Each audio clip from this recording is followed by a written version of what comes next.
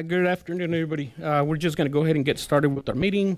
Item 1, 8 open items. Item 1, call to order, Ms. Burgos. Trustees present this evening are Trustee Calderon, Trustee Avina, and Trustee Contreras. You have a quorum. Thank you. Item 2, Pledge of Allegiance. We could have Mr. Rodriguez help us out.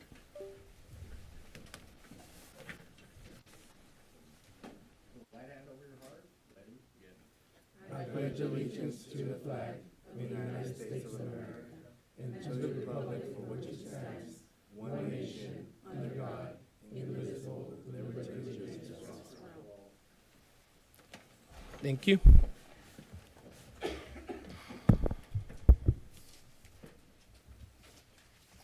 All right, item B, public comments. The board will take any and all comments from the public related to an item on the agenda or any other item in district business that is not on the agenda. We have one item. We actually have 2 items. One will be brought up under the item number 8, but the first one will be Mr. Rodriguez Javier.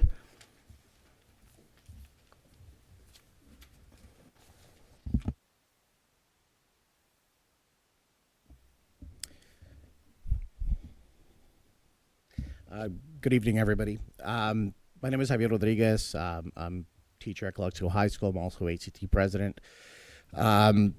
Just here, I know this is a pretty important board meeting because this is where, if everything goes well, our current board members will be selected, selecting 2 new board members to fill the open seats. Just a couple of, comments, recommendations, whatever, that I'd like to make. Just one of the really important things to keep in mind is the importance of the decisions that you guys are going to make today. As our elected board members, you represent the citizens of Calexico, you represent the staff, you represent the students, and we always want to make sure that their best interests are taken in mind when you guys are conducting your votes. And I truly believe that that is what you believe and what you intend to do when you do this. These 2 open positions are incredibly important because they will help shape the future, or at least for the next 2 years, for the students here, and everything that affects those students. So when you make your decisions, we want you to have that in mind. We want you to have the students in mind. A lot of times in these types of roles, sometimes people think about who would I work best with. They think about who would I get along with. They think about who would agree with me. And that's not really why we're here. In education, we try to look for the people that are going to make the best decisions. And those aren't always the people that we feel we can have the best alliances with. Those are the people that we feel truly have the best interests of our students in mind, and the staff, and everyone else, and the community. So when you guys are asking your questions, when you guys are considering these answers, please take everything that you can into consideration. Not just the answers, because anybody can give a good answer at any moment. Anybody can prepare and give packaged answers that sound really, really good. Please consider every bit of information at your disposal, because the decisions that you guys are going to make today are going to affect a lot of things in the near future. And as we've seen a lot of times, these smaller decisions can have a serious impact much, much later. So please know we voted for you. You're here. We trust you. Please make the best decisions that you can for our students. Thank you. Thank you. Item C, board member vacancies, interviews, and appointment process. Mr. Jimenez, if you could please provide us with the process information. Thank you, President Contreras. So we've lined out a pretty extensive process for tonight to go through these interview and board appointment process. and it goes as such. Phase one starts with the introductions. Each candidate will be provided up to 3 minutes to introduce themselves by responding to the following prompt. Tell us about yourself and share why you want to serve on the school board for the Calexico Unified School District. Candidates will speak from the podium. The order of candidates' presentations will be selected randomly by having Ms. Janet Burgos pick their name out of a box labeled Introductions. Ms. Burgos will pick a name out of the box and call that name. When the name is called, the candidate will walk to the podium and respond to the introduction prompt. Again, tell us about yourself and share why you want to serve on the Board of Education for the Calexico Unified School District. This sequence is continued for all 4 candidates. Phase 2, interview questions. Each candidate will be asked 2 questions. Each question will be different. The questions will be selected out of a box labeled Questions. The box contains 10 questions, of which 8 will be used. Making the questions each candidate gets a random selection process. The order of the candidates responding to questions will be based on the order that was randomly established for the introductions. Each board member will ask a question out of the box in a round-robin fashion. This sequence is continued until each candidate is asked 2 questions in 2 rounds. Candidates will have 3 minutes up to 3 minutes to respond to their questions at the podium. The candidate's name will be called first. The candidate will walk to the podium, and then the question will be asked while the candidate is already at the podium. Phase 3, discussion of candidates. After the introductions and interview questions are complete, the board may discuss their point of view on the candidates. Phase 4, selection, appointment of board members. Board members begin to make motions to approve desired candidates. It takes a unanimous vote. All 3 board members need to approve the appointments. Phase 5, administer the oath of office of the newly appointed board members. The superintendent will administer oath of office to newly appointed board members. Newly appointed board members will recite the oath of office guided by the superintendent. Phase 6, welcome and seating of the new board members. New board members will take their seats. Temporary nameplates will be placed at the dais. All board members will have the opportunity to address the public. Phase 7, we will take a 15-minute break and allow the board members to interact with each other and with the public. The district did provide coffee and pastries and juice in the outside lobby. Phase 8, after the break, we return from break and resume the meeting. So, Mr. President, Board of Trustees, that is the process for tonight. Thank you, Mr. Jimenez. We'll get started with the item number 1, interviews. Ms. Burgos.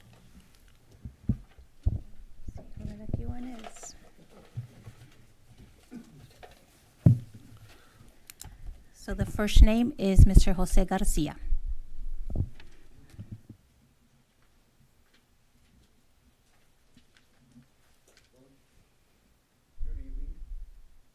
Yes, Said to go ahead and introduce myself. My name is Jose Manuel Garcia. I'm 55. I live in Calexico all my life.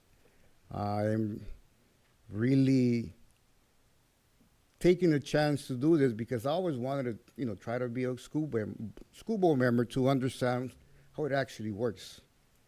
I've been teaching for 28 years, all for the Imperial County Office of Ed. Started back in 1988 as a substitute at Juvenile Hall. That was one of my first stops. After that, I moved forward to what is now called Academy School, but back then was called Community Schools. Worked there for about 20 years. My last school was half a block away, the old Border Patrol Station. From that, I moved to the Imperial Pathway Charter School, which is an online independent studies program. At this point right now, I'm stationed at the Day Reporting Center, which mainly I work with the adults at the county jail, adults on probation, and parole.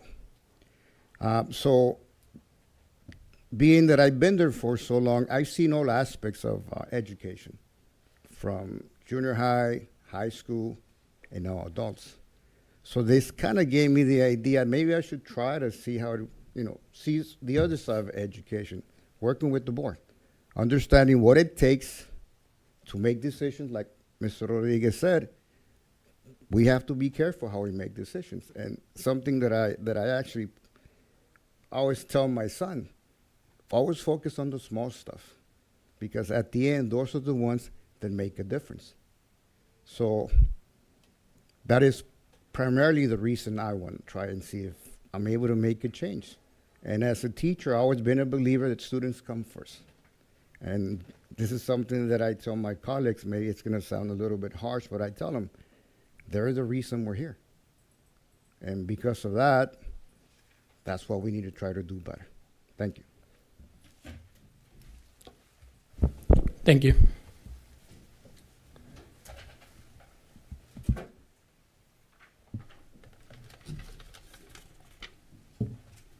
Second will be Mr. Daniel Romero.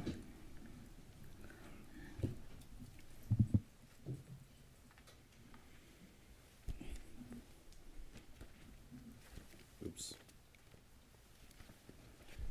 Okay, all right. My name is Daniel Romero, and I apologize, but I have a prepared statement here. Anyway, good evening, President of the Board of Trustees and fellow trustees. My name is Daniel Romero, and I'm interested in serving as a fellow trustee for the balance of the term of one of the two seats vacated due to the election results from November 2024.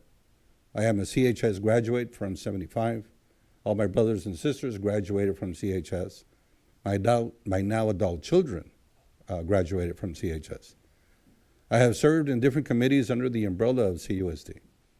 My initial involvement was back when Superintendent Dr. Richard Fragali, may he rest in peace, formed a committee with community members to brainstorm on how to best move forward during a financial crisis the school district was experiencing during that period. More recently, in November 2016, Measure B bond was passed, which was for $45 million, and a bond oversight committee was formed, which I was invited to be part of its committee. The then Board of Trustees accepted my candidacy.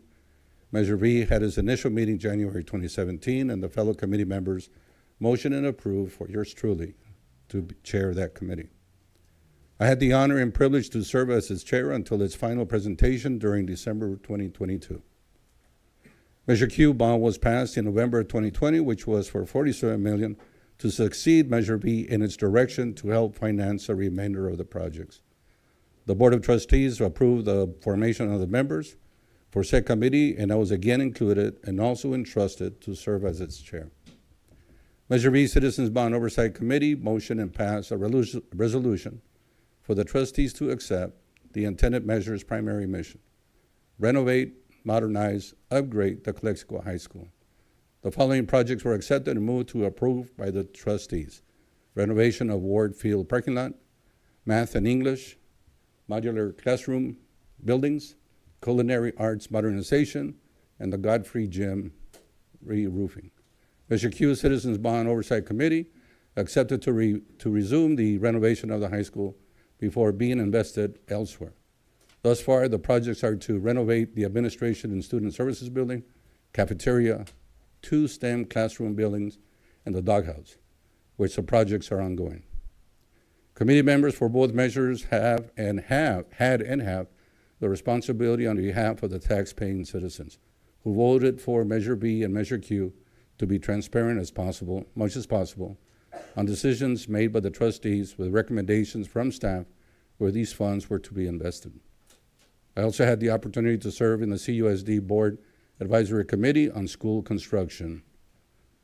This committee addressed all CUSD projects and not just Measure B and Measure Q funded projects. The above mentioned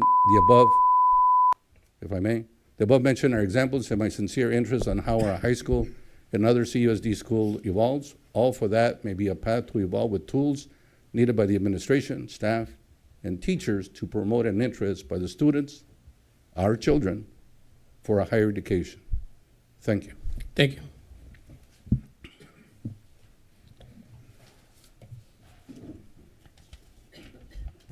Next would be Mr. Kevin Arellano.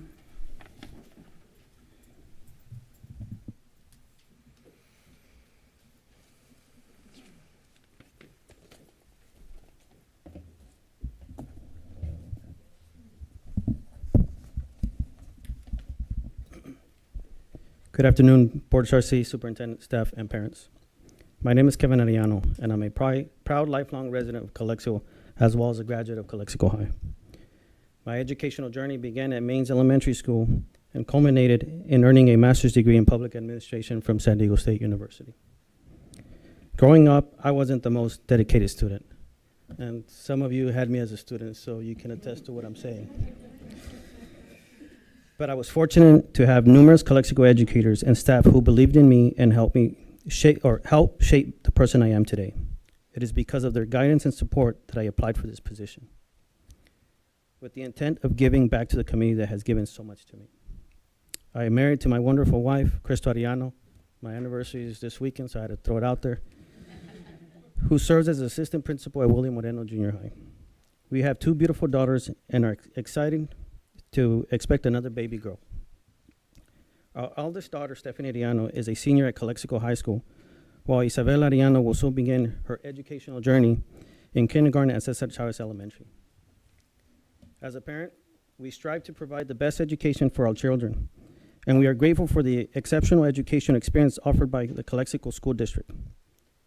This district has not only nurtured our daughter Stephanie's growth, but also prepared her for the next steps in achieving her career goal.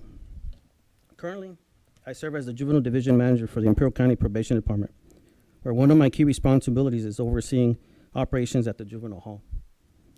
My role involves managing day-to-day activities, ensuring custodial youth attend school regularly.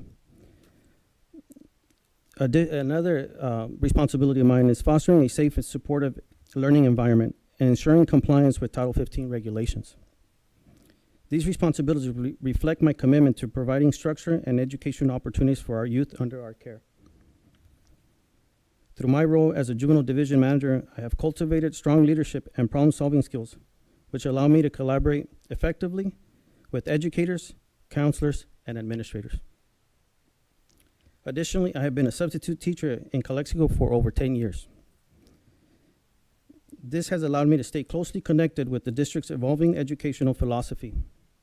This experience has given me valuable insight into the district's approach to teaching, learning, and also enabling me to align my efforts with its goals and better support the academic and personal development of our students.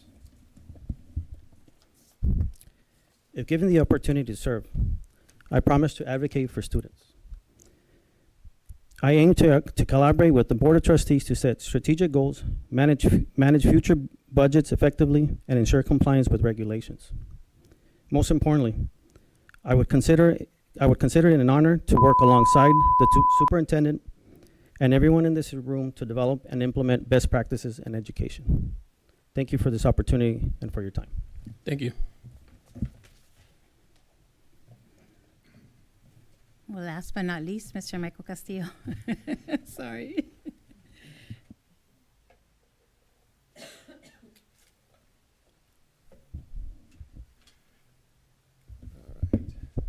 Well, good evening, everyone, board and all present. And thank you for the opportunity to be here tonight and speak with you all. My name is Mike Castillo. I am raised here in Calexico, attended schools through Calexico, and upon graduation, returned back to this community to start my career in education, lasting now about 29 years. I first began as a teacher here within the school district, teaching at William Moreno. Second year it opened up amongst great colleagues there and great students, many who I still work with and see today. I've been a middle school principal in El Centro. Again, they're also working alongside an incredible team of administrators, teachers, parents, and students, where we again focused on student achievement, student data, innovative practices and strategies, really to move children forward. And I think we've been very successful at that and very proud of the work that the school community did together. Presently, I am a senior director at the Imperial County Office of Education. I work with early education programs, staff of 150, overseeing 75 plus different programs, contracts, state, federal, local agreements and contracts there. At the County Office of Education, we do and work with a variety of programs, supporting curriculum, schools, teacher development, workforce development. When our programs are fully enrolled, serving up to 2,800 students across Imperial County. So quite extensive. I'm very proud of the work we do there, our teaching staff, the investments we make in our teachers, our classified. We've done some incredible things there. Again, working collaboratively with our bargaining units to make sure we can move things forward. In the community as well, I've been involved with our educational foundation, each year awarding $50,000 to $60,000 in scholarships to our local high school students and continuing students, which is important. And my family as well contribute to that each year to help students continue their education and their dreams, of course. And as well, I must add that I've campaigned and I've been elected twice to a school board in the past. I'm very familiar with the district, school board processes, closed session, Brown Act, Robert's Rules of Order, etc. So familiar with our schools and our systems here. Again, I think I'm here to serve as a servant leader here in the community. Again, I think my desire is to utilize my experience, my practices, my learning to help further the mission here of Calexico, the school district, to serve our students, to serve our school population and our parents as well. So I'm here to serve. Thank you. Thank you. Now we'll start the questioning part. Now I have Ms. Calderon be first. I'll pass you the... And our first candidate for this question is Mr. Jose Garcia. So if you could approach the podium, Mr. Garcia. And the question will be asked once you reach the podium. Okay, so the question for Mr. Garcia is, how do you believe a school board member can be most effective in making long-lasting, substantial positive changes for students? I think overall, you have to be honest with yourself. And a board is responsible for making sometimes very difficult decisions that might affect an entire district. So I truly believe if you're open-minded, you're willing to listen, you're transparent, and able to accept other people's advices, you put it all together and try to reach a mutual agreement, because I believe that is the only thing, the only way things can get solved. I've never been fully involved in the school district, but I hear what people say about this and that. But my belief is if people work together, have open communication, most of the time you're able to reach an agreement. I myself been part of some boards at the county, and I notice sometimes how difficult when people disagree with each other. Something so simple as a one-time meeting might be extended to 3 or 4. But I truly believe when you sit down as adults to begin with, listen to each other, most likely we can reach a mutual agreement, which at most part would be positive for all parties. Thank you. Thank you. Thank you. Mr. Avila. And our second candidate for questions is Mr. Daniel Romero.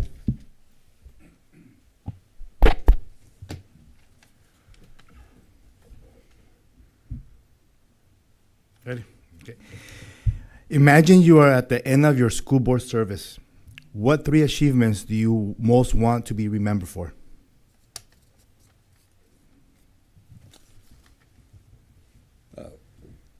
The 3 achievements that I could be most remembered for. One of the things that I will provide is transparency and clarity with the trustees, staff, and teachers and the students.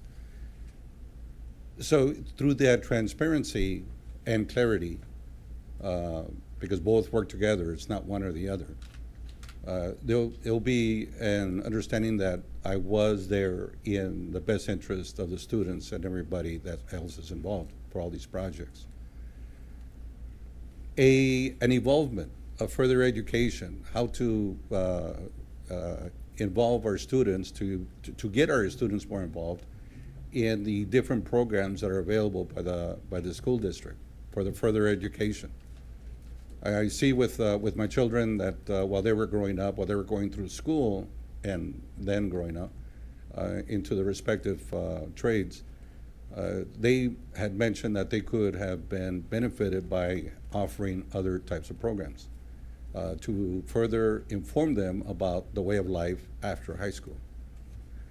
So I'm hoping that I'll be able to contribute in that manner for the interest in further education by our students. The other thing that I've been proud of is to serve with a Measure V and Measure Q. So it's to see, hopefully, that all the investments through the two measures have been fulfilled.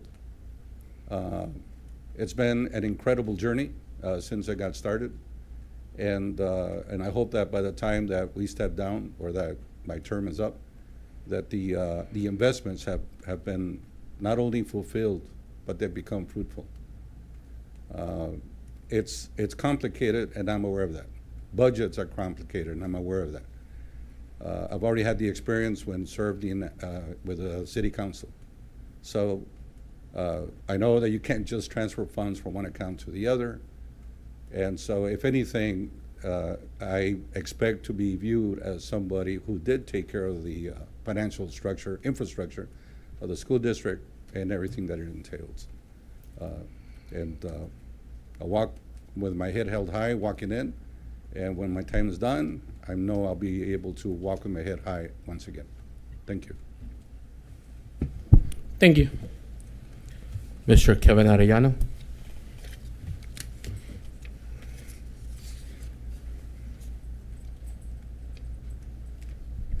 Mr. Arellano, what is your vision for the future of the Calexico Unified School District?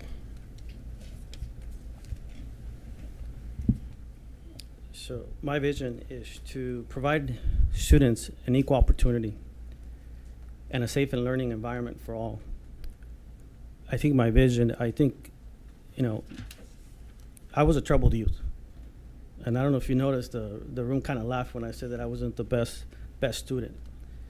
But a lot of teachers here saw something in me, and they encouraged me to continue my education.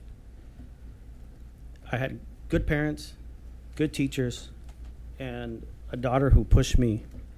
I had a daughter in a very early age, and she pushed me to continue my education. So what I envision the school is to provide some of our students an opportunity.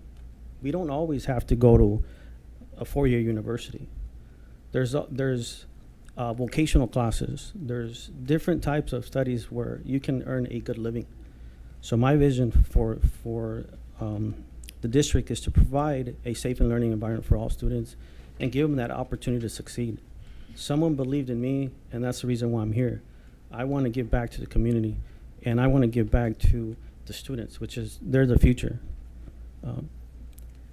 My career in law enforcement has been very interesting because I wanted to do two things. I come from a background of educators, and I'm the only one in law enforcement.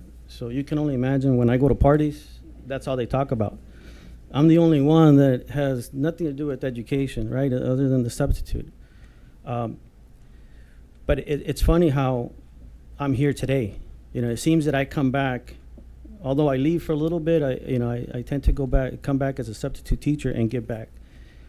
And that's one of the reasons why I came and I applied when I saw the opening. I was a little scared, right? This is something completely different than what I'm doing. But I'm here for the students. I'm here to give opportunities, and that is my vision. Thank you. Thank you. Mr. Castillo. Ms. Calderon.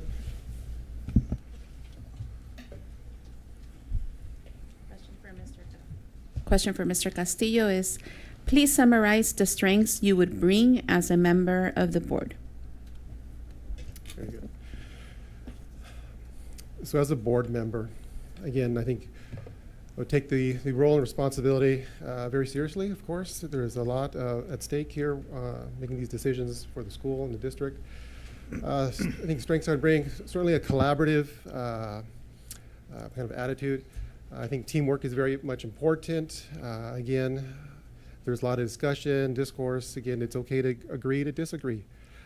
But to be open-minded, to be able to listen amongst our colleagues, but also the public, to consider their input, input from the staff, input from administration. Decisions are made collectively, and again, with all the information that we can gather as much as possible to make the best informed decisions. I think one lesson learned experience from the past was, decisions aren't easy sometimes. The view from the dice here is very different on that side of the table than it is on this side. There's much more information that the board members may have, much more insight than perhaps the public. So decisions sometimes are not easy to make. I think the second thing to share is, at the end of the night, at the end of the meetings, I think it's very important that when you go home, relax, get ready for bed, lay your head on the pillow. It's important to know that you've made the best decisions with the knowledge and information you have, keeping in mind what's best for this district, students, staff, and of course our greater community, our parents and Calexico. So strengths, I think, is listening. God gave us 2 ears to listen twice as much as we speak. Take that into consideration, use our experiences to make sound decisions. I'm hoping collaboration as well, again, and being open-minded, working with the community, working with our bargaining units, working with our administration, and being informed of what's happening in education. Budget was just released, or the January revise or proposal came out a couple weeks ago. So following this type of information, ed code, legal, decisions and actions are important to stay on top of these. So we can work together with input from, the administration to make these sound decisions. Transparency and honesty are very much key. Trust, mutual respect, vice versa, behind the table and in public as well. We represent this community. The decisions we make impact this community, our students, our future workforce, and even our local economy, right? When we go out, we see our students serving us now. There are nurses, there are service providers. So decisions are very important here. I think the strengths we bring, and I would bring to the table here, is making sound decisions, working together with everyone. Thank you. Thank you. And Mr. Aviña? We're back. We're starting round 2 of questions now. So now back to Mr. Jose Garcia for your second question.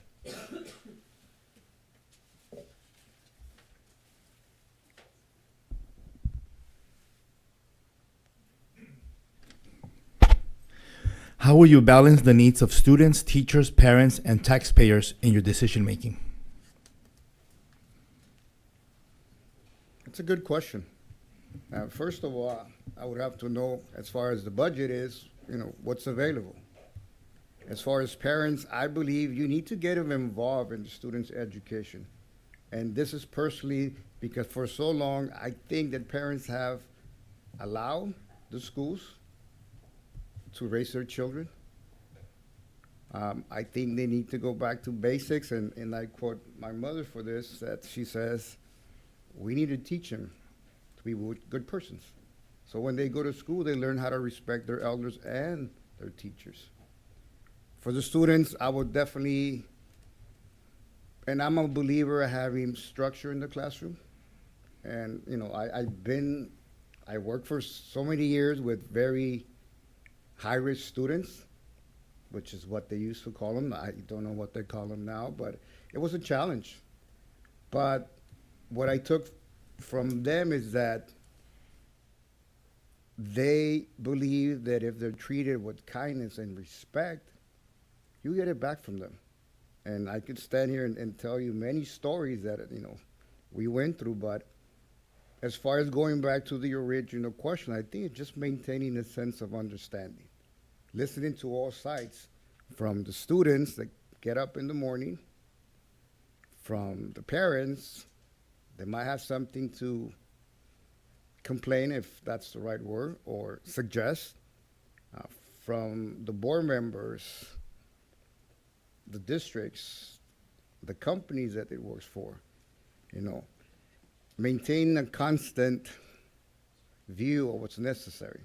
Because I'll be honest, it's not an easy question to answer, but I think maintaining an open policy that says, you know what, if there's a question, you're more than welcome to come in and speak to me.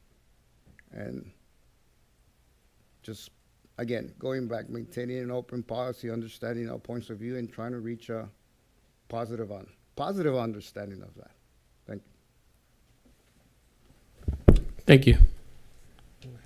Mr. Romero?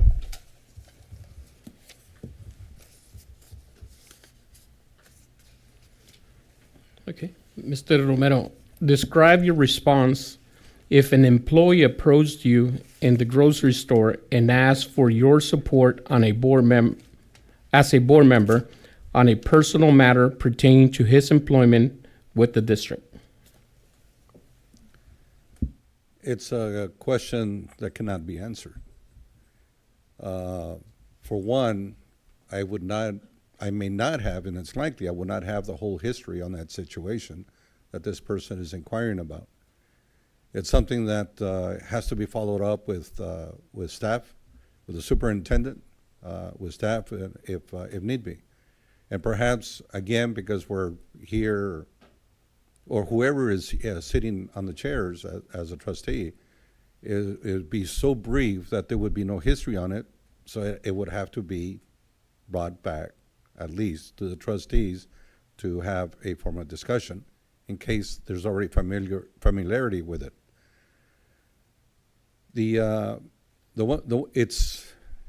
A trustee is not the manager, nor, as in this case, a superintendent. So anything and everything has to be directed to that person. And then that person will know how to delegate however it needs to be addressed.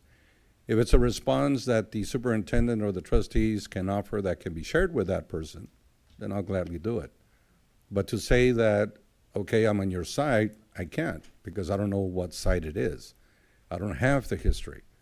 If anything, it's a respect for not only for that person providing that question, it's a respect for the rest of the staff and administration, and a respect for the trustees. I would hate to put that person or myself and the board in some kind of a predicament where a commitment was given and it's a commitment that cannot be fulfilled. As a trustee, I'm only one vote, and I understand that it's the majority that dictates how things move forward. I've heard plenty of I'll say rumors as time has gone by. I have no comment, and I couldn't provide a comment. I don't have all the history on any one individual. So all I can say is I'll check into it, and I'll do whatever we can to hopefully provide something in a favorable manner, but it may not come to that. Because again, I would only be one vote. Thank you. Thank you. Ms. Calderon. Mr. Arellano?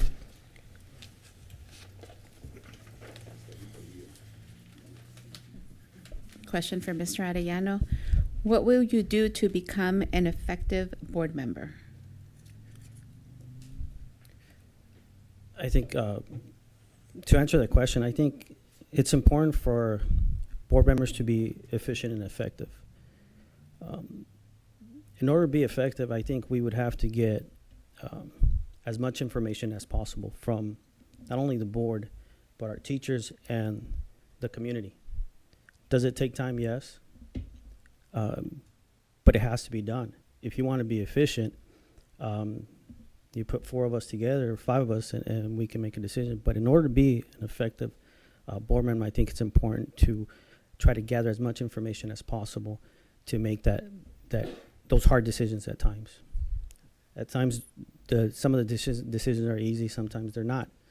I can tell you as a division manager, sometimes I get put in some tough situations where I have to make split-second decisions, especially when I'm out in the field. Sometimes you don't have time to look back to see if you did something wrong.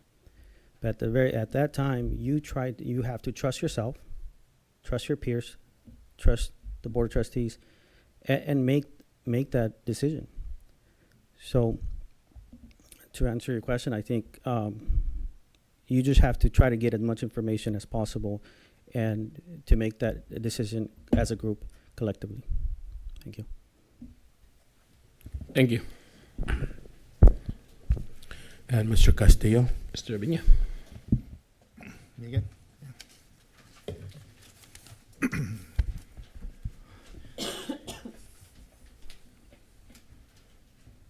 All right. What do you see as the basic purpose of public schools? What is the boards of trustees' role in fulfilling that purpose? So basic role of public schools and our board's role. I think public schools, again, has a huge responsibility. Our role and mission is to provide that education, school readiness for our young population, for our children. We provide them with again, I think the core instruction. I think not just the instruction nowadays. I think there's a lot more work happening in schools besides just the academics. That's the main focus, to get our children school ready, prepared for college, career, or military upon post, graduation. But I think schools are changing. We've seen that a lot, in the last couple of years with the technology. How are we preparing our students to be successful, not just in the academic classrooms, we're going to focus on that too, but also other core areas. Technology, we heard about the vocational studies, possibilities and futures there.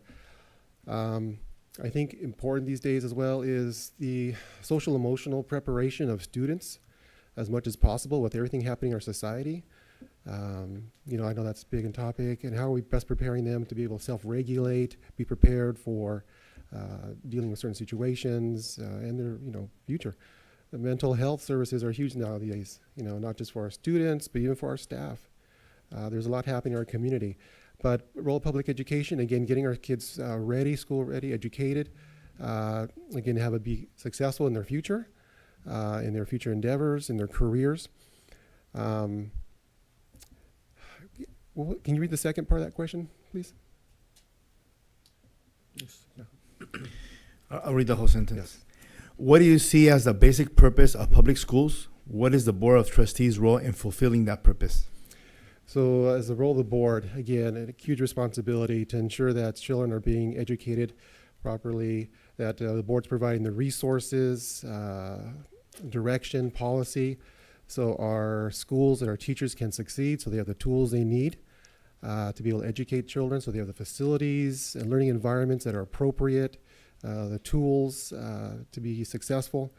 The board's responsibility to make sure, financially, we're being sound, use with our budget and the funds to make sure these supports are happening and occurring. Again, ultimately, as a board, responsibility is we want to make sure our young citizens here in Calexico are successful, that they're educated, they have the tools they need to be able to move on and be productive citizens, in our community. Thank you. Thank you.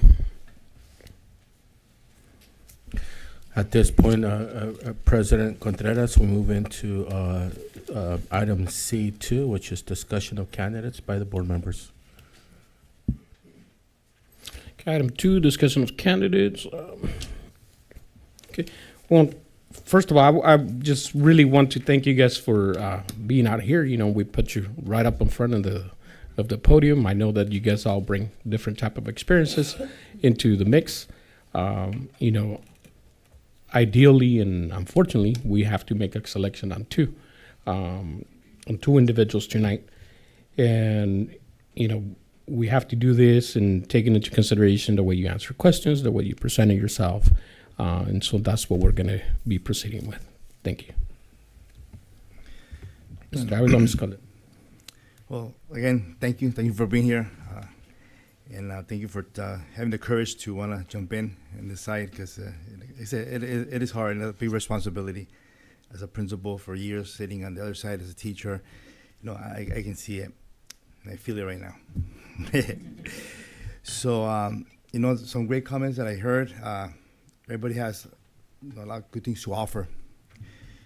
My point of view as a teacher for years in Calexico, principal for years, currently a principal in a different district, the academic piece is so important, because that's our purpose in this district, right? It's right there in the mission.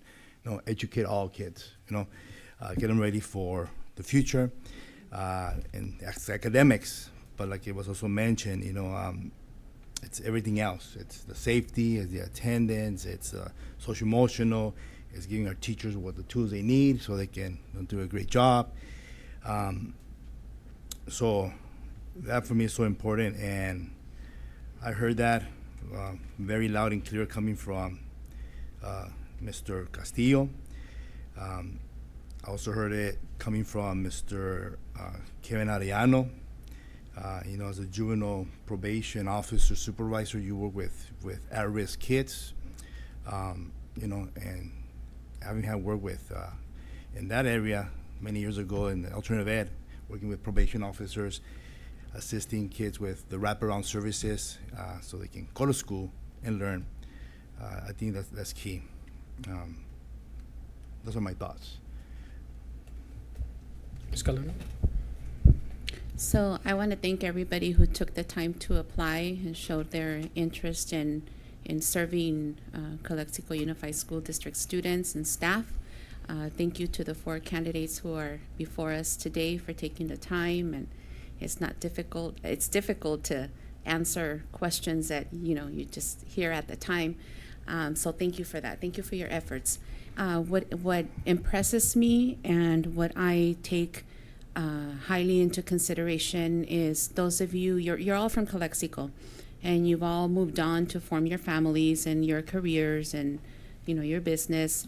And what I highly take into consideration is those of you who came back to the district and volunteered and gave your time as board member, various committees, to receive nothing in return.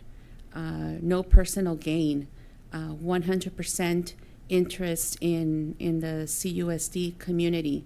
I personally take that highly into consideration, and it gives hope that if you're able to land these seats here, that you'll do an excellent job at continuing that time that you dedicate to the district as you have in the past. So that's my input. Thank you.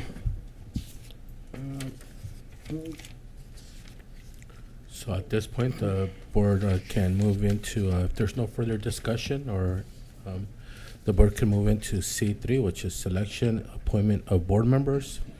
The board could start entertaining motions. It's under the selection of number 3, selection of appointment board members. I would entertain a motion for selection.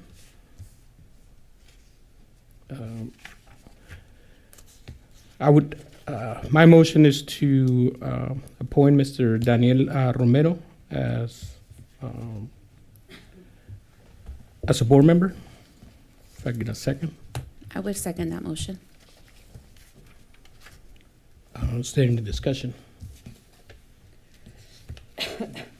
Hearing none. All those in favor, please say aye. Aye. Aye. No. Okay. So having for the purpose of this item, we do need to have all 3 of us agreeing on it. So therefore, the motion dies. Do I have another motion? I motion to appoint Michael Castillo. I would second that motion. Any discussion? No? Okay, we'll go ahead and move to a vote. All those in favor, please say aye. Aye. Aye. Aye. Motion passes 3-0. Then I'll entertain another motion for the second candidacy. I motion to approve Kevin Arellano. To appoint Kevin Arellano, yeah. I'll second that motion. Any discussion? All those in favor, please start by saying aye. Aye. Aye. Aye. Okay, so we have the second candidate, Mr. Kevin Arellano.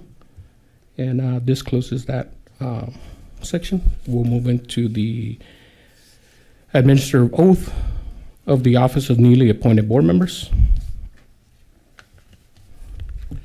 Thank you, President Contreras. At this point, we will move to section C4. If I may, Mr. Contreras, just briefly, as the superintendent of this wonderful, incredible school district, thank all of our 4 candidates for their courage, their commitment for being here tonight, and even for those who were not selected tonight, may you continue your work and with the school district and the ways that you volunteer in different capacities, but no less important. So thank you very much. I would not have wanted to be a board member tonight and having to make a selection of the 4 of you, because it's very difficult, very difficult. You guys are all outstanding candidates. At this point, though, I would like to ask Mr. Kevin Arellano and Mr. Mike Castillo. What we're going to do is we're going to ask you to take your place behind the dais at your seat. I will be at the podium, and then I will recite the oath of office, and you will repeat after me on the oath of office at your seat, please. Standing up.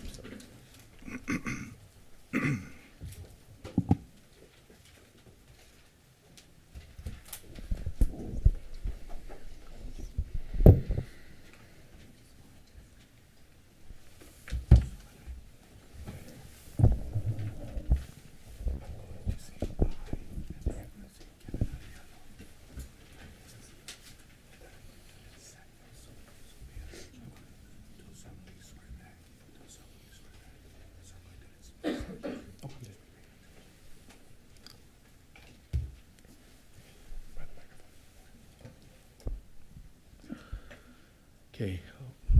Oath of office for our newly appointed board members. Please raise your right hand and repeat after me. I I, Mike Castillo, Kevin Diano. do solemnly swear that do solemnly swear that I will support and defend the Constitution of the United States I will support and defend the Constitution of the United States and the Constitution of the State of California and the Constitution of the State of California against all enemies, foreign and domestic, against all enemies, foreign and domestic, that I will bear truth, faith, and allegiance to the Constitution of the United States I will bear true faith and allegiance allegiance to the Constitution of the United States and the Constitution of the State of California, and the Constitution of the State of California. that I take this obligation freely I take this obligation freely without any mental reservations without any mental reservations or purpose of evasion, or purpose of evasion. and I will well and faithfully discharge I will well and faithfully discharge the duties upon which I am about to enter. the duties upon which I am about to enter. Ladies and gentlemen, I present to you our newly appointed board members.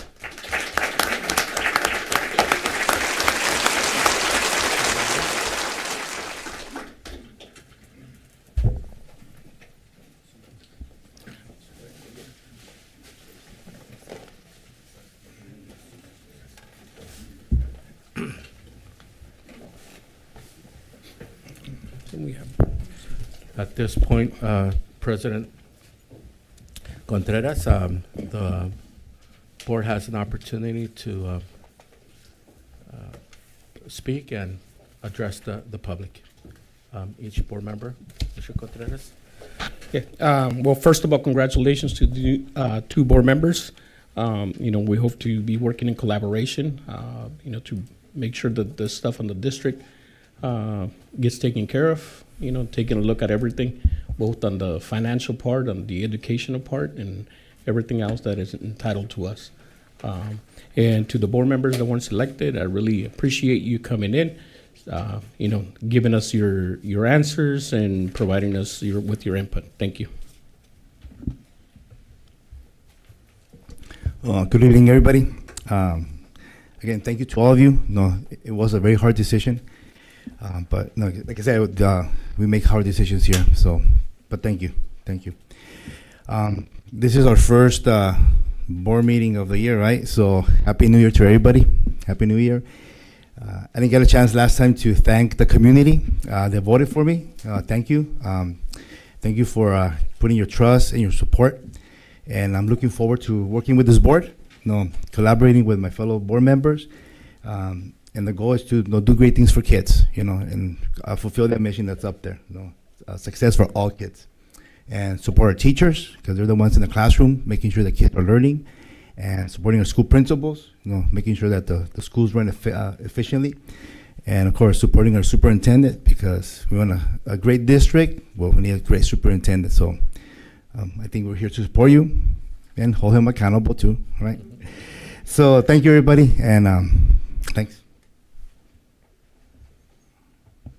Happy New Year, everyone. And I also want to take the time to thank the voters, the community, CSCA, the teachers union, for everyone's support in the voting polls and while campaigning. Thank you for trusting me in this role. I don't take it lightly. The decision that was made today was not an easy one. It's probably going to be one of the most difficult decisions that we're going to make as board members in the 4 years that we'll be sitting here. I do want to thank again Mr. Romero and Mr. Garcia for the time, for your interest, for how you care for Calexico Unified School District. I do look forward to working with everyone. I have hopes that we are going to make a great team, that students are going to be our top priority, our staff, the greater community, and I'm looking forward to doing great things. Again, good evening, everyone. And again, thank you. I'll say thank you to my board colleagues, administration, and the public for being here today. I do want to say, I was honored to be present among 4 individuals. I think quality individuals. I've known them all, consider them friends from high school, from Measure V committee, collaboration on facilities, and Mr. Adriano from a lot of years of working together and knowing each other. So it was a difficult choice, and again, I thank and respect everyone for their participation. So assuming the role, again, thank you, board, for your trust and support. I think as I begin this new role and venture, I'm looking forward to, again, working with not only the board, but also the administration and our staff at our school sites. I think I'm interested in being visible at school sites, meeting, maybe some site visits, Mr. Jimenez, to again become familiar with the school sites, the programs, collaborating and working with the different groups. I'm interested in meeting with our bargaining units as well, of course, listening to board priorities. And again, it may be, this is a very new, probably a young board, except for, young in age, and Mr. Contreras, you're the veteran now. But again, a suggestion might be we look at a board retreat so we can kind of learn to work together, what our priorities are. Strategic planning was mentioned. But really looking at, again, what we've all said is what's the mission of the district, serving students first and our school community. But again, thank you very much. I look forward to working with everyone here and in our schools and community. Again, thank you. I just want to thank everyone, board trustees, parents, staff. Honestly, I tend to play around quite a bit. You're going to know me. I have to throw jokes as I get a little bit nervous. And it's hard for me to be serious. But with all honesty, I strongly believe that we have the best teachers. If it wasn't for some of the teachers that we have in our district, I wouldn't be here. You know, looking around the room, I can see some of the teachers. I didn't mention them earlier, but I will mention them now. I had Ms. Guillen, who she wasn't my teacher, but she dealt with me on a regular basis, you know. She's like a sister to me now, you know, and those are the teachers we have. We have Cristina. If it wasn't for her and her counseling in the attendance office at Willie Moreno, again, those are some of the small things that people do in this district that makes a whole lot of difference. And there's a few others. I have Ms. Ramirez, who's hiding back there, excellent math teacher. Ms. Flores, I don't see her, but okay, she's hiding over there. Again, I had great support, and I'm looking forward to working with every single one of you in this room so we can provide, like I mentioned before, the best education for our students. Thank you. All right, thank you.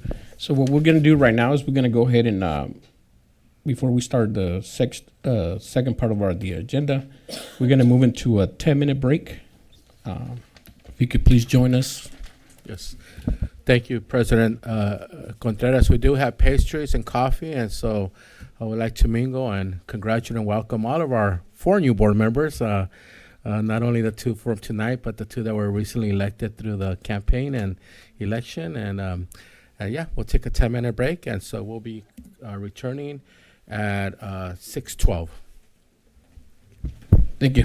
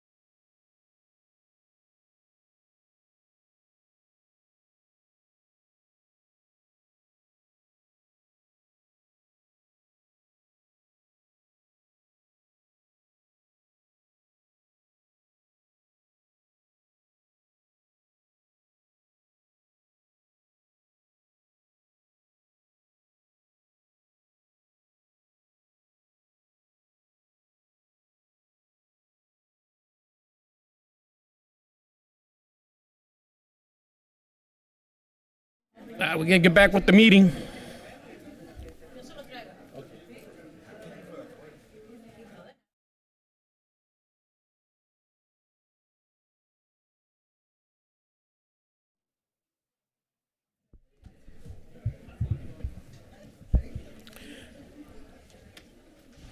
We're back into item D for the new board members. They did put the documents in there for you, just so that that you could follow, since they didn't do a computer just yet.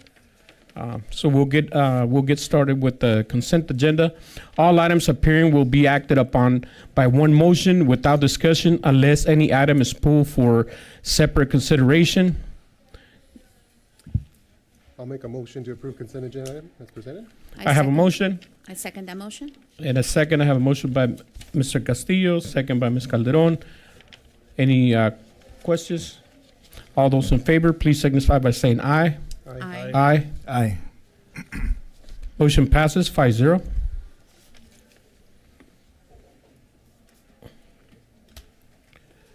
Letter E, informational items. Number 1, superintendent report. Thank you, President Contreras. I'm going to keep my report brief tonight. First, Thank you. Yes. Going to keep it brief. A new me. I'd like to announce to the public that we're very, very excited that this Saturday, January 25th, is going to be our second annual Parent Summit, which will be held at Willie Moreno Junior High School from 8 a.m. to 2:30 p.m. This event empowers parents and with valuable resources and information to support student success. Some of the key presentations that will be held for this Saturday from Imperial County Behavioral Health Services. They'll be doing workshops on social and emotional learning. From our own safety department, Mr. Jorge Hernandez, and our SRO, Ms. Miriam Vega, they'll be doing some workshops on student and school safety. We'll also be presenting some career technical education and college and career ready, English language development strategies and pedagogy for parents, workshops on school technology, workshops also on nutrition with Ms. Araceli Alonso, and workshops also for our special education population with Mr. Dennis Price.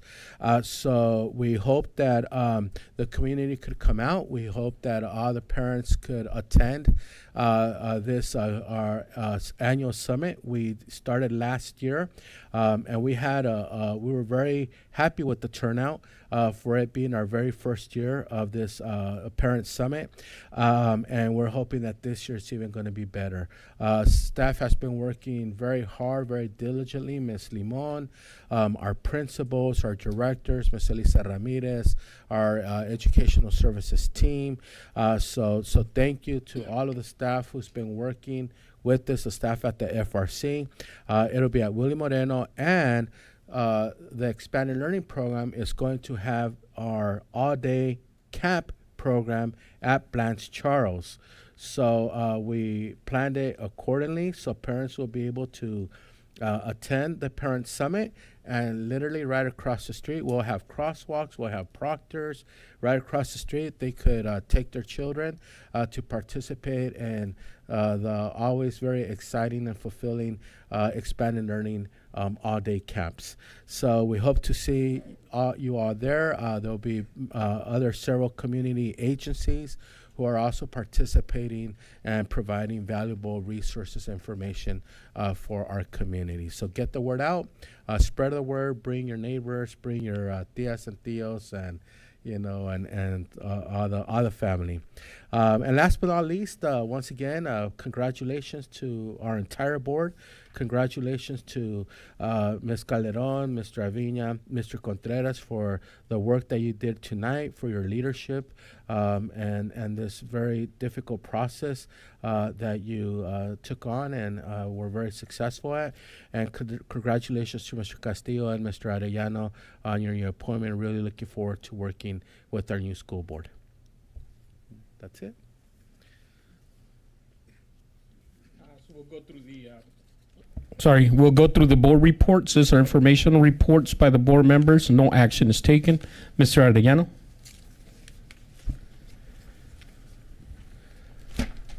Apologize. Yes, so, Any comments? No comments. thank you. Mr. Castillo? Again, just thank you to everyone, board. Again, being our first meeting for about 10 minutes, I don't have much to say or add at this time. It's fine. Sometimes we're not going to have much to say. Ms. Calderon? Welcome everyone who's here and those that are watching through the live stream. I'm very excited to attend the Parent Summit this Saturday. Parents that are watching, we highly encourage you to attend. We know that a lot of work is being put into it to offer you a lot of resources, the parents, a lot of resources that are so much needed, right? For our students, for our kids. So I'm excited for being there this Saturday. And Happy New Year. I hope everybody had a restful and fun winter break. And our batteries are charged up to finish off 24-25. So thank you for being here. Thank you. Mr. Avina? Oh, hello again. I've been fighting this little cough here, so again, kind of what I said earlier. I guess I went ahead of myself earlier. Again, thank you everybody for that during the campaign that supported me. People watching from home, thank you to the citizens, and I want to thank my family, who I think hopefully they're watching. Thank them for their support. I wouldn't be here for them. And again, I'm very excited to be here. I'm very excited for this new board, brand new board. I don't think that's ever happened before. So very excited because I was born and raised in Calexico. I was a student here, Rockwood School, De Anza High School, and great things happen here in Calexico, and we just want to see it grow and get better and better. Okay, so that's it. Thank you. And Happy New Year's to everybody. Right? It's almost the end of the month, though, but Happy New Year's, right? Time goes by pretty quick. Just wanted to inform you guys that Mr. Jimenez will be working on a retreat for the new board members and staff, and also the general public will be invited. It'll be an open type of meeting, so we'll be working on that. And once we have a set date where everybody can make it, then we'll get started with that. So that way we could just hit the road, right? Do what we need to do. All right, thank you. We'll move to item F, discussion. Item number 1, developer impact fees. Ms. Calderon? Yes, I asked Mr. Jimenez if he can please put this on the agenda due to or in light of the new Senate Bill 937 that went into effect January 1st that impacts the process of school districts collecting developer school impact fees. And I think this is a perfect time to ask Mr. Jimenez if everybody agrees, if he can reach out to the city of Calexico, because collecting the developer impact fees is a team effort. It's collaborative between us and the city, and hoping that maybe the city and the school district, both council members, board members, staff from both agencies can form a committee and start working together towards new development here in our community. I think this is a perfect time. The new Senate bill that came out, the council members over at the city, it's a new team. We're a new team here. So hopefully you can reach out to the city, Mr. Jimenez, and be successful at forming this committee to work together. Absolutely, Ms. Calderon. We will move forward with your direction, and very timely. You're absolutely correct. There is a brand new law that just came out in California regarding developer fees that will have a direct impact on school districts and municipalities. So I think your idea of forming this partnership on how we could benefit together, both the city of Calexico and the Calexico Unified School District, is very relevant and a great idea. So we will move forward with that direction. Thank you. In this area, on the developer impact fees, one of the things that it opens up is the way that the funds now get collected. You know, the when the fees do get paid at a different time. So, if I could have Mr. De La Torre provide us with just a brief explanation, be fine.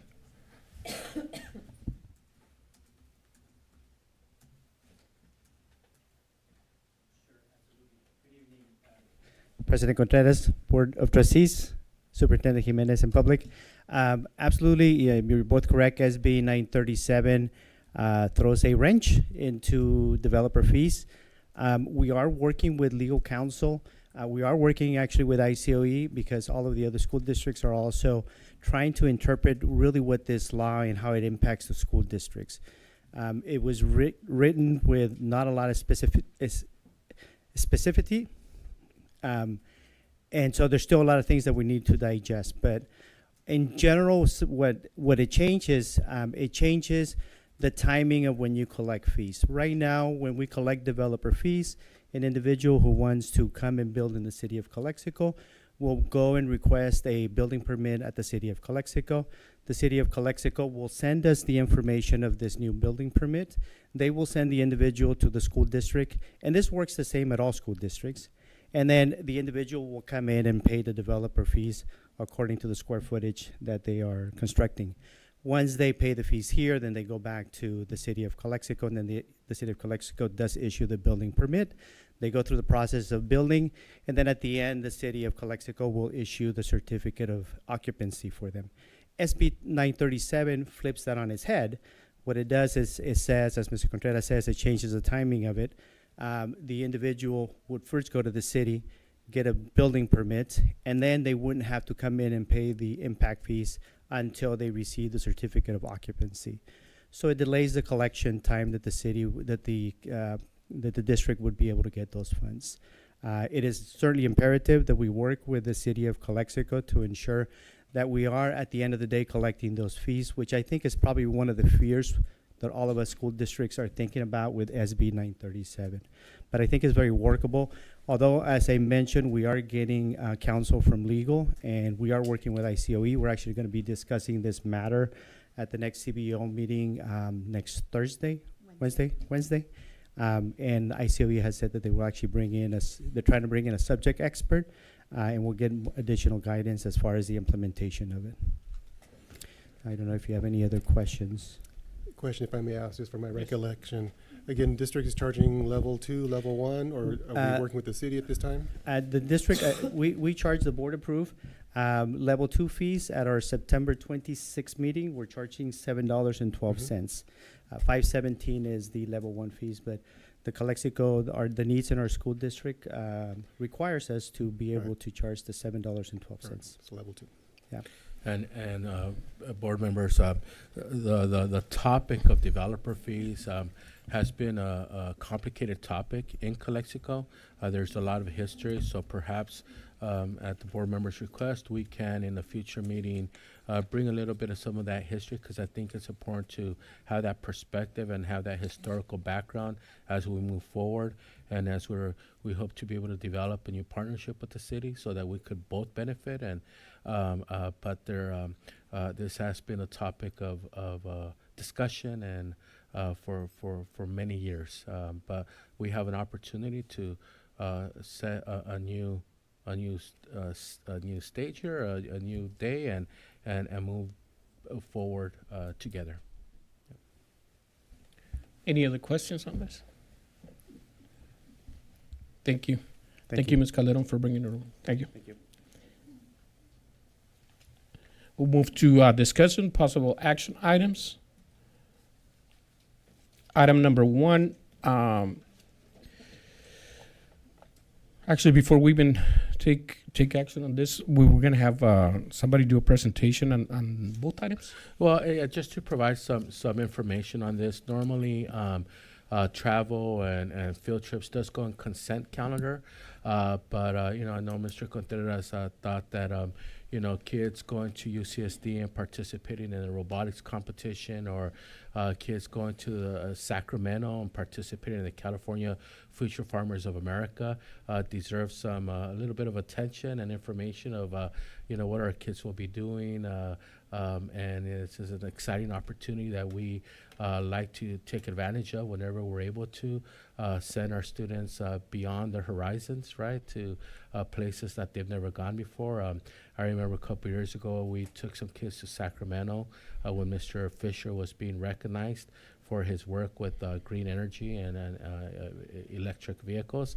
And we were at the airport in San Diego, and here I am taking it for granted. Just I'm at the airport, not a big deal. And we had kids rubbing their hands and kind of looking a little bit nervous. It's like, is everything okay? Are you fine? This is my first time I've ever been on an airplane, and these are high school students, juniors and seniors. And so this is a big deal for our kids. So would like to ask Ms. Corina Tavares if she could just share a little bit more information. It's not a presentation, just some information on these. So I'll read the item so we could come up on it. Perfect. So it's item number 1, travel Calexico High School students to attend the first robotic competition at UCSD on March 19th to the 23rd, 2025. And part of why I wanted to bring this to the board and moved it from the consent agenda is we want to take a look at the amount of money that we're investing, but we also want to know what the return on investment is, and then the gratitude or certain things that you get from kids and also from the teachers at that point. Thank you, Ms. Tavares.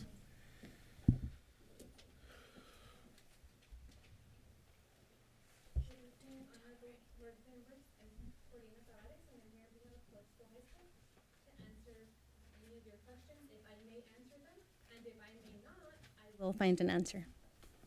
If you I'm could- here in representation of our principal, Mr. John Moreno, Yeah. and I'm Calexico High School's academic coordinator.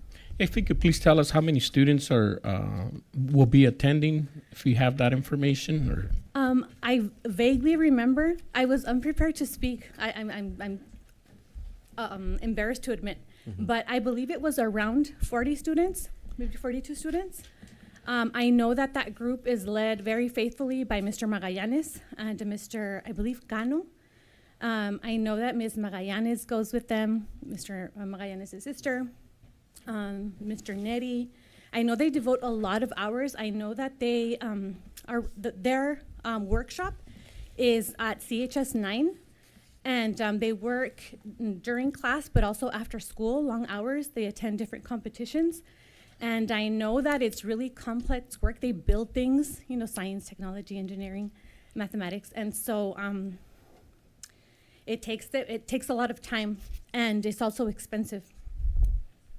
Yeah, and if I could add to that, Ms. Tavares, just about a month or so ago, we applied, the group, Mr. Magallanes and Mr. Cano, applied for a scholarship or a grant with the foundation, and all of executive cabinet went. We were there supporting the team during the visit from the foundation, and the level of knowledge and skills and articulation of our students in the robotics program is nothing short of impressive. And I hope that one day you guys will be able to get that tour for yourself of our workshop, multiple workshops at CHS 9. They have 3 classrooms where they have all their equipment, their laser cutting machines, and their printers and 3D printers, and they're required to meet a certain criteria for the competition. It's just like we're just going to go and do whatever we want. No,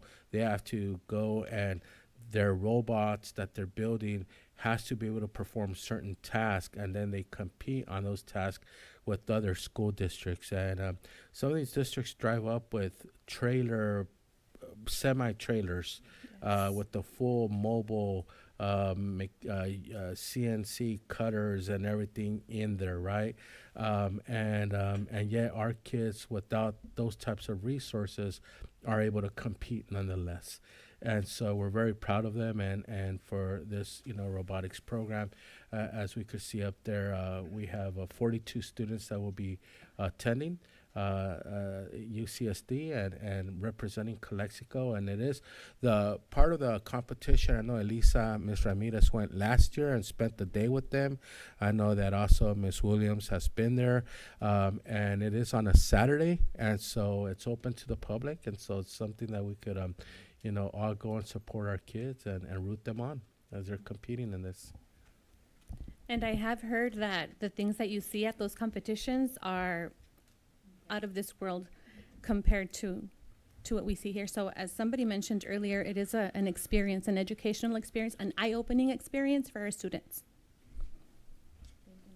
You're welcome. Thank you. Thank you. I just want to say, I think I met the students, la misma montaña, the students I met that one time at Rockwood School. Yes. And Willie Moreno, too. Pretty amazing. I spoke to some of the kids, and it seemed like I was talking to professional engineers. So pretty amazing. I was very impressed. And the question is, when are we getting our semis for the company? And So, Ms. yeah. Montaño was also there at that walk with the grants foundation.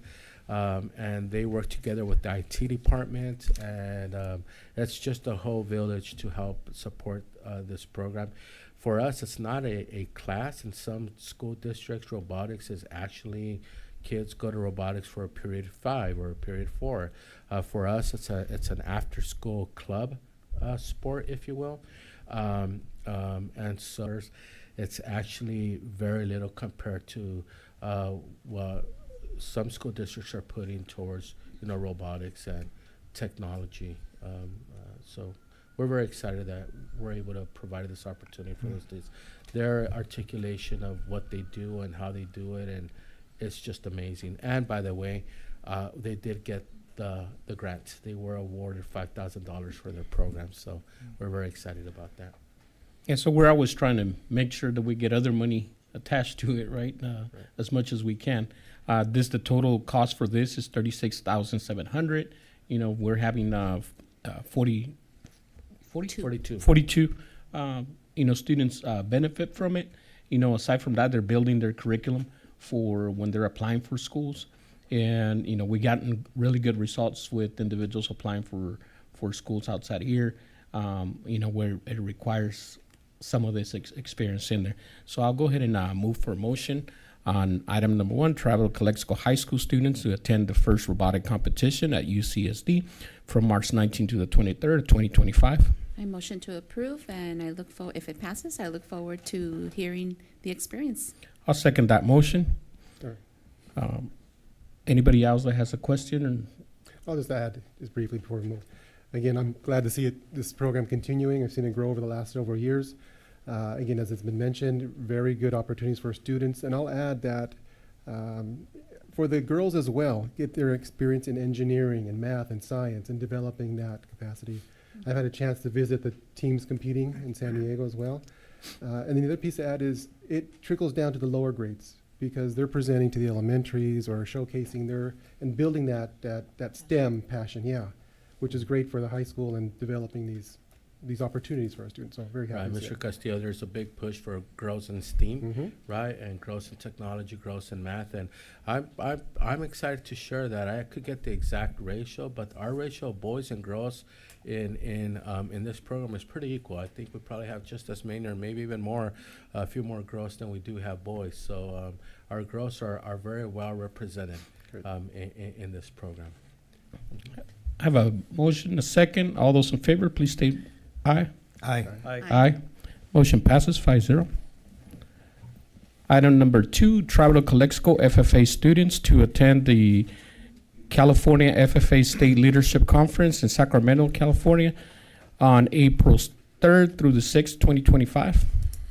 I'll make a motion. And this is a presentation or discussion? This is Yeah. no, it's a discussion, right? And this is also a great opportunity for our students in our ag department, led by Ms. Pollens, our ag teacher, and our other teachers in the program to attend this leadership conference.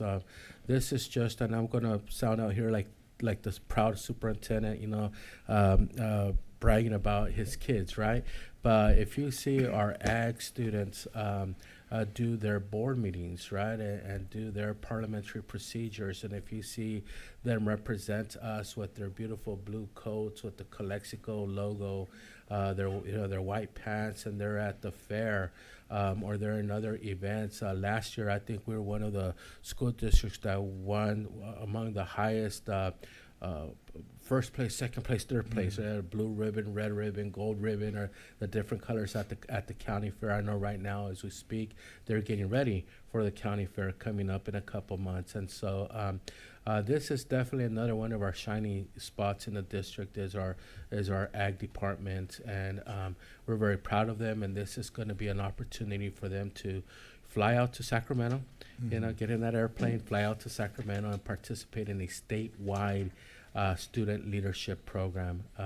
These kids are the future leaders of Calexico. They are our future board members and our future, doctors and our future teachers and our future leaders in the school district, and maybe even our future farmers, right? If they stick with this. So this is another great opportunity that we'd like to just highlight a little bit more about what they're doing and where they're going to be going. So, do I have a motion? I'll make a motion to approve item G2, travel for FFA students. I second that. So I have a motion and a second. A motion by Mr. Castillo, second by Mr. Arellano. All those in favor, please state by saying aye. Aye. Motion passes 5-0.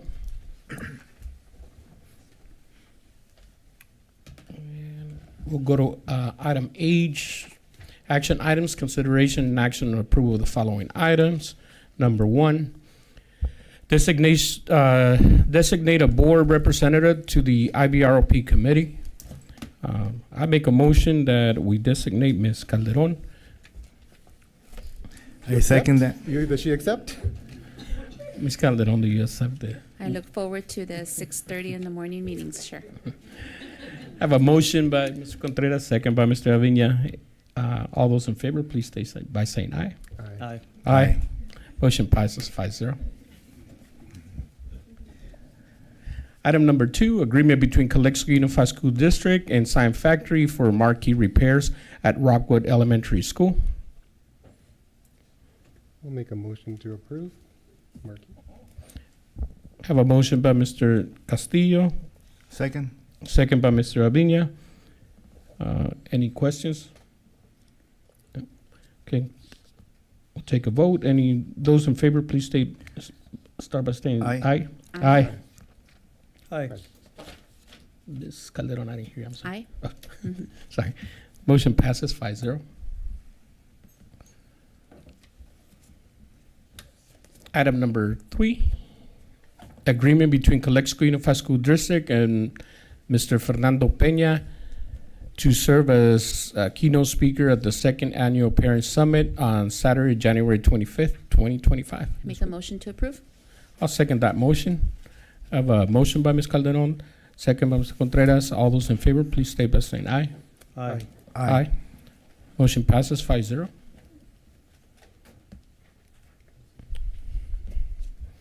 Item number 4, agreement between Calexico Unified School District and Paragon Inspection Services Limited Liability Corporation for division of the state architect as DSA inspection services for the energy efficiency program. I have a question on this one. Is he our DSA inspector for our DSA projects? Yes, this For is all our others? neutral required, neutral outside inspector for our DSA projects with the modernization projects Okay. in the district, yes. I make a motion to approve. I'll second it with the comment. So when we talk about neutral, is something that is a requirement, right, from, That is correct. So whenever we're doing any construction projects that require DSA approval, DSA requires that some districts, they're very large, and in some Orange County or San Diego or LA districts, they might have their own in-house inspectors, but DSA doesn't require an outside inspector that's not, tied with the district or employed with the district, but comes in and inspects the work that's taking place. And that gets submitted with the DSA application for final, closure of the project once it reaches that. That's a required document that needs to be submitted by an inspector. thank you. Any other questions? No. Have a motion by Ms. Calderon, second by Mr. Contreras. All those in favor, please start by saying aye. Aye. Aye. Aye. Motion passes 5-0. Number 5, agreement between Calexico Unified School District and the Foundation for California community colleges for the implementation of an opportunity youth apprenticeship during the 2024-25, 25-26 school year. Make a motion to approve? I'll second. I'll second. I have a motion by Ms. Calderon, second by Mr. Arellano. Any questions? All those in favor, please start by saying aye. Aye. Aye. Aye. Motion passes 5-0. Item number 6, grant agreement between Calexico Unified School District and Future Farmers of America for the CHS FFA Ag Program. I make the motion to approve the item. I'll second. Motion by Mr. Contreras, second by Ms. Calderon. Any questions? All those in favor, please say aye. Aye. Aye. Aye. Aye. Motion passes 5-0.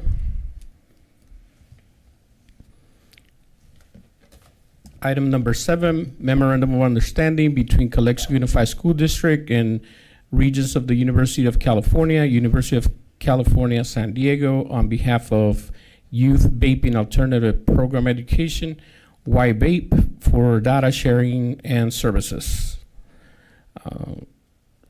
I'll make a motion for approval, and if I could get just a brief explanation on this, Mr.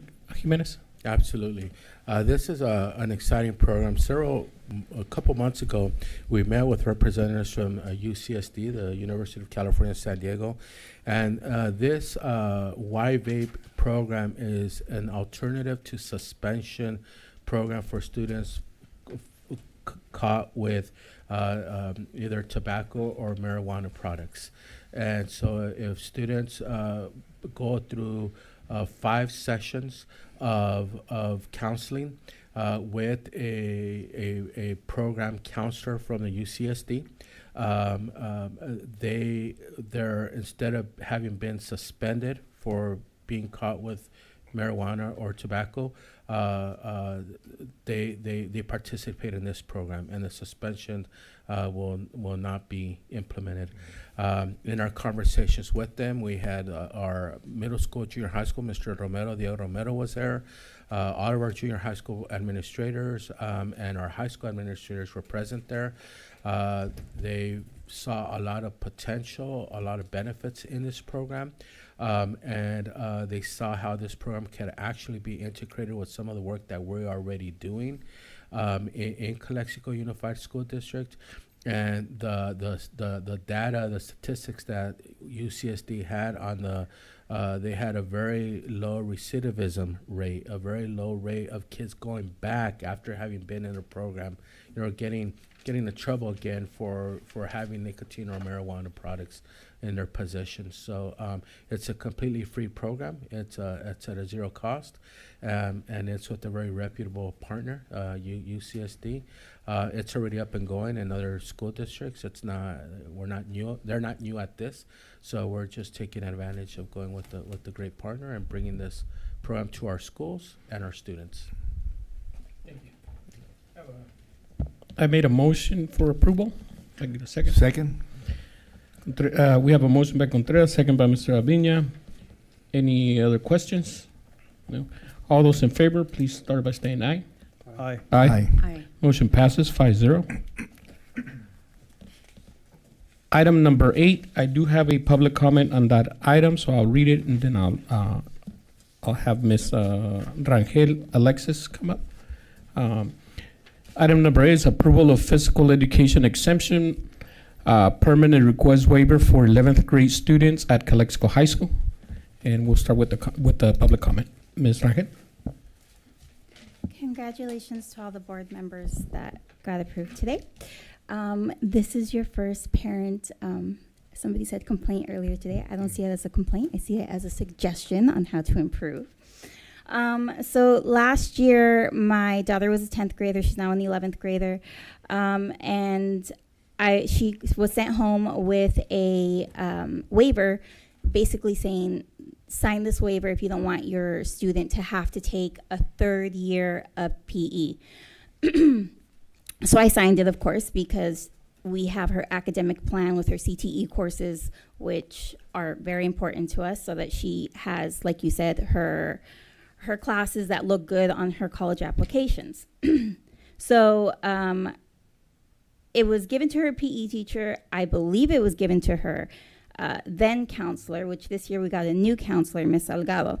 And this year, Miss Salgado, who's an amazing counselor, informed her that she wasn't going to meet the requirements because her birthday was not on the cutoff date. Now, mind you, these kids, 2026, when they first entered elementary, the cutoff date to enter elementary was October 1st. So that was one of the things that I think should have been grandfathered in, that it should have been up until October 1st. So me seeking clarification, I was directed to Ms. Tavares. I tried to go at the lowest level all the way up. I explained the situation and suggested solutions to allow my student to comply with the third year PE requirement. And I will give those solutions so that maybe you guys can consider them for this year, maybe next year. I don't know if it affects the kids for next year. However, Ms. Tavares said it was out of her hands. And my husband tried to contact the principal. I don't recall him getting a response from the principal, so we went to Ms. Ramirez. And Ms. Ramirez, thank you very much. You're always very good at responding and replying to my emails. Thank you very much. I really do appreciate that. And so we spoke, and she explained a few things to me. And she did say that my daughter did qualify for the exemption. So long story short, that was given to Ms. Tavares. Now, fast forward to this week, I looked on the agenda and I saw that her student ID wasn't there. So I'm requesting a few things. If you do approve this tonight, I request that for the next meeting, you guys, because I'm told by Ms. Tavares that there will be a second round of students that will be put up here. And if that is done, I hope it's done as quickly as possible, because graduation requirements, I don't want anything to affect her. So after reviewing that, today I was later informed that I had to submit another form, which was alarming to me because as a parent, these forms have our student IDs, their full name, their address, their date of birth. So I don't know what happened to the previous paper. I'll gladly fill out another form, but I'm gonna want the district to really consider how they're handling these sensitive documents with their children, with children's information. So these are some of the suggestions that I have, and some of the ones that I explained to Ms. Tavares.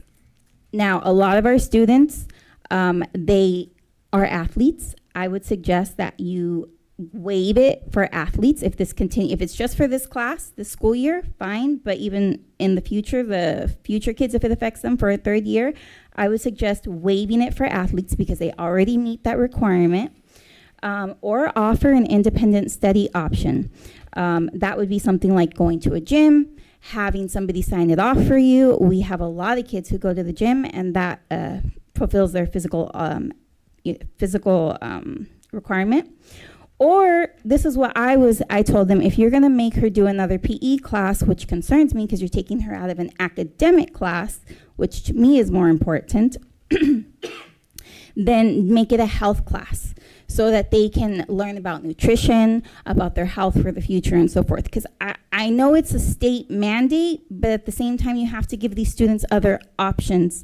Because as a parent, when I'm looking at my child's classes and when we make those academic plans with our counselors, we're relying on the plan that we make so that we put them in the right direction towards whatever path they choose to take. If they choose to go to college, if they choose to go into some other vocation. So that's what I'm going to request from you guys. Hopefully that wasn't so difficult for you guys and it didn't sound like a complaint, more of a suggestion. But please, if you can make sure that you bring that back with the second round of students, because it is very concerning as a parent. I want to make sure she gets everything settled so that I don't have to stress about it for till the end of the year or come back and bother you. Thank you. Thank you, Ms. Rangel, and we will definitely take that into consideration. Just because it does state that it is an 11th grade, not like an age requirement or anything like that. It's more like a grade requirement. And I know that last year we went through the approval process and then a secondary approval process. So I know that this will be coming back with additional names of students that will apply. So I would move for approval of item number 8. Second. A motion by Mr. Contreras, second by Mr. Avina. All those in favor, please start by saying aye. Aye. Aye. Motion passes. Item number 9, Proposition 28, Arts and Music in School Funding Annual Report for fiscal year 24-25.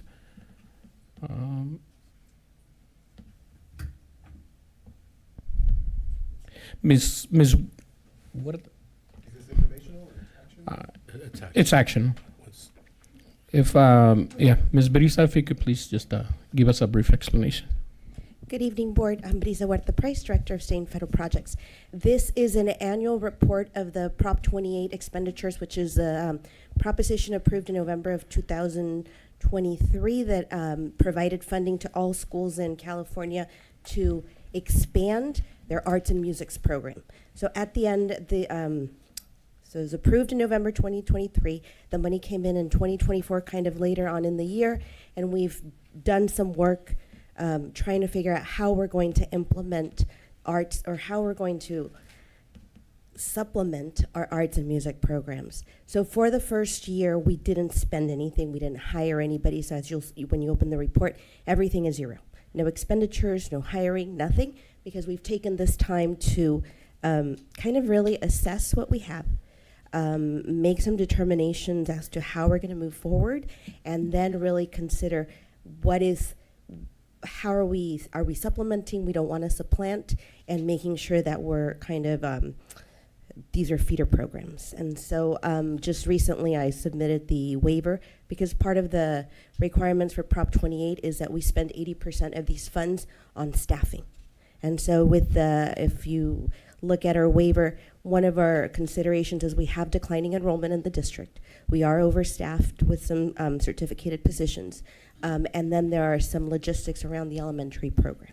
So at the elementary level, teachers have implemented at a minimum 20 minutes of arts and music that they've agreed that they're going to do during the school day, which doesn't require hiring anybody. So the majority of those funds would be spent on material supplies, professional development, planning hours.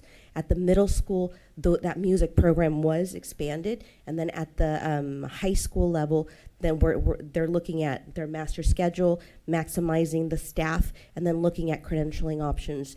Who has an English light credential that can possibly teach a drama class? And so we're trying to maximize our staff, and then that requires a lot of planning. And so, as you will see, there are no expenditures, but we do have a plan. We've submitted a waiver, and we're waiting on that waiver to be approved so that we can move forward and start spending those funds. Yes, Ms. Price. So it was my understanding that we're not the only school, that most schools went through the state of California through submitting this waiver to better spend the money. You know, sometimes they put the money out there, they tell you how to spend it, right? But it's realistically impossible to do it. You know, and so this was more towards finding areas that we could spend the money. Yeah, if I could add to that, and thank you very much, Ms. Price, and stay up there just in case there's more questions that I can answer. But you're absolutely right. This the request for a waiver from the state is not unique. There's many school districts throughout the state that are requesting the waiver. One of the criteria, one of the strings attached that came originally with this monies was that 85% of the monies had to be spent on staffing. On hiring new people. The money is also is specifically earmarked per school site. It's not like we got so much money and we could divide it up, you know, according to our needs. No, Dual Elementary got their allocation, Rockwood got their allocation, Willie Moreno, and it's based on student enrollments. Well, some school sites maybe got $30,000, $40,000, right? That's barely gonna pay part-time. And so the state realized that the allocations were not that large enough to hire full-time personnel, and finding even full-time personnel, as we've experienced with our music teachers, finding full-time personnel and even more so even part-time personnel with arts credentials or music credentials or even finding outside companies that could provide these types of services was being very, very difficult for school districts, very, very challenging. So the waiver will allow us to not be tied to that 85% of funding towards staffing, but we could utilize it in, training our own teachers, doing professional development in arts and music, where our own teachers could provide more of this program and supplies and other ways that we could spend the money. So the state then allowed school districts after the fact to say, okay, guys, if you want to use the money differently, we understand why you might need to do that. Submit a waiver, and then we'll take it from there. Any more questions for Ms. Price or Mr. Jimenez? Thank you, Ms. Price. Thank you. I'll entertain a motion. Second. You Second that. Oh, sorry. have a motion by Mr. Avina, second by Mr. Castillo. All those in favor, please state aye. Aye. Aye. Aye. Aye. Motion passes 5-0. Item number 10, revised preliminary single plan for students' achievement, SPSA, for 2024-25 for the following school: Blank Charles Elementary, Cesar Chavez Elementary, Dual Elementary, Jefferson Elementary, Kennedy Gardens Elementary, Mains Elementary, Rockwood Elementary, Enrique Camarena Junior High, Willie Moreno Junior High, Aurora High School, and Calexico High School. Move for acceptance of the single plan. I'll make a motion to approve submission. I'll second. Have a motion by Mr. Castillo, second by Mr. Arellano. Any questions? All those in favor, please state aye. Aye. Aye. Aye. Motion passes 5-0. Item number 11, quarterly report on Williams uniform complaint ending on December 31st, 2024. Make a motion to approve? Second. Have a motion by Ms. Calderon, second by Mr. Avina. All those in favor, please state aye. Aye. Aye. Aye. Aye. Motion passes 5-0.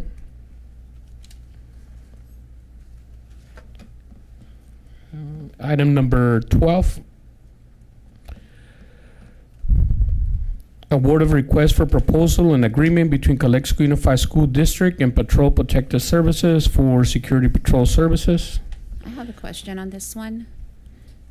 I believe we put an RFP request out there, and we received 5 responses from 5 different companies. Is there a reason why this particular company is being recommended for approval? Absolutely, yes. We did interview all 5 companies, and then at the end, the panel decided on continuing the relationship with the company that we have already right now.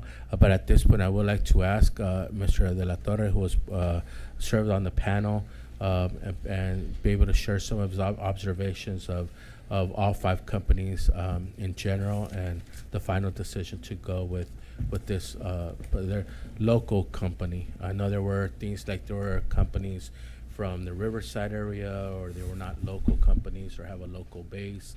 So Mr. De La Torre could share more information. Absolutely. We did go through the RFP process. As was mentioned, we did, by Ms. Calderon, we did have 5 very qualified applicants. The RFP process was a prescribed process. It was stated in the RFP that they would go through a review and an interview process. In the interview panel, we had Mr. George Hernandez, who's in charge of safety. We also have Mr. Romero Guerrero. We have Francisco Ruiz, who is our Director of Maintenance and Operations, and myself. We interviewed all of the companies. We reviewed their qualifications, and through the blind process, we had one of our staff members do the accounting, and they came up with the highest numbers, the highest recommendation. We've been working with them. I'm fairly new to the school district, but the team has been working with this company for a while. They're very responsive to the needs of the school district. I I probably asked Mr. Francisco Ruiz, but we often hear that they definitely go above and beyond. So that's why the committee decided to continue this relationship, and we're making this recommendation tonight. So I reviewed, carefully reviewed the 5 packets that were received. And I understand that with an RFP, request for proposals, we're not obligated to go with the lowest quote. We're allowed to take into consideration the scope of work and anything else that we want to take into consideration. They did come in 4th as being the most expensive. But again, I know that's not the only piece of the proposal that we should be looking at. But what is concerning to me is that from December 2021 to December 2022, this company overbilled us $320,000. $320,000. It was fortunately caught by the business department, and we realized that there was a weakness in our internal procedures, which were immediately looked at and corrected. So I'm not comfortable with going with this company. I understand that they're local. They're the only out of the 5. It's the only local company. We have 2 new board members who haven't had the opportunity to carefully review the packets like I did. So I would like to make a motion to table it, bring it to the next meeting. I understand that this is effective January. They're continuing to provide the service because they have been providing the service. So maybe table it and approve to go on a month-to-month until this is resolved, just to give some time to the new board members to look at all of the packets that were received and do our due diligence. I have a motion for to table the item number 12 for the following meeting. And for February, and then Bill, they can provide the service. They already started providing the service. There's no agreement in place. So maybe January and February, month to month. I'll second that motion. I'll entertain that motion. Any other questions? If I could request a direction from the board. Being that staff is responsible for bringing a recommendation to the board, would the board like for staff to go back to the drawing board,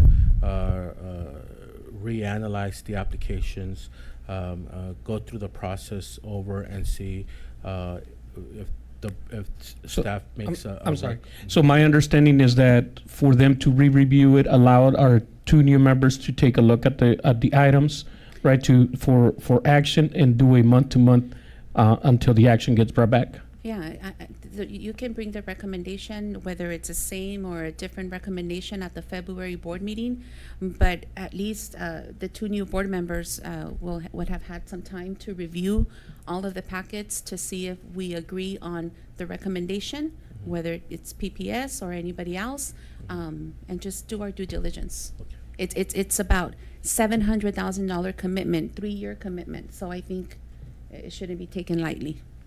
So I have a motion by Ms. Calderon, second by Contreras. All those in favor, please, to table the item. All those in favor, please state aye. Aye. Aye. Motion passes. We'll table the item number 12 for next meeting. Thank you, Mr. Ladora. Thank you. Item number 13, resolution regarding accounting of development fees for fiscal year 2023-2024 pursuant to Government Code Section 66001D and 66006B. I'll entertain a motion. This is a requirement, correct? Yes, it is. Yes. Okay, I motion to approve. I'll second that motion. I have a motion by Ms. Calderon, second by Mr. Contreras. Any questions? No. All those in favor, please state aye. This is a resolution. Oh, I'm so sorry, it's a a resolution. roll call. Roll call, Mr. Arellano. Yes. Mr. Castillo. Yes. Ms. Calderon. Yes. Mr. Aviña. Yes.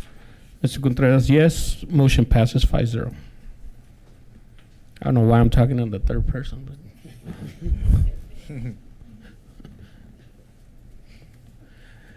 Item number 14, resolution authorizing filling of application for state allocation board administered programs for Calexico Unified School District. I motion to approve. I have a motion by Ms. Calderon, A second? second by Mr. Aviña. Any questions? No. Mr. Arellano? Yes. Mr. Castillo? Yes. Ms. Calderon? Yes. Mr. Aviña? Yes. Contreras, yes. Item number 15, resolution regarding disposition of surplus assets, non-assets, kitchen equipment at Willie Moreno Junior High School. Approve. Have a motion by Ms. Calderon, I'll second the motion. second by Mr. Castillo. Mr. Arellano? Yes. Mr. Castillo? Yes. Ms. Calderon? Yes. Mr. Aviña? Yes. And Contreras, yes. Motion passes 5-0. Item number 16, resolution regarding disposition of surplus assets, non-assets, custodial equipment, and maintenance and operations. Motion to approve. Have a motion by Ms. Calderon, Second? second by Mr. Aviña. Mr. Arellano? Yes. Mr. Castillo? Yes. Ms. Calderon? Yes. Mr. Aviña? Yes. Mr. Contreras, yes. Motion passes 5-0. Item number 17, resolution regarding disposition of surplus assets, non-assets, office equipment, and academic services department. Motion to approve. Have a motion by Ms. Calderon, Second? second by Mr. Aviña. Mr. Arellano? Yes. Mr. Castillo? Yes. Ms. Calderon? Yes. Mr. Aviña? Yes. Contreras, yes. Motion passes 5-0. Item number 18, resolution proclaiming the Great Kindness Week for January 27 to the 31st of 2025. Make a motion to approve. Second? Motion by Contreras, second by Mr. Aviña. Mr. Arellano? Yes. Mr. Castillo? Yes. Ms. Calderon? Yes. Mr. Aviña? Yes. And Mr. Contreras, yes. Motion passes 5-0. At this point, we will go to item J, Closed session. announcement to convene to closed session. It is 7:12. Let's see, we'll be back at 8:30. Thank you.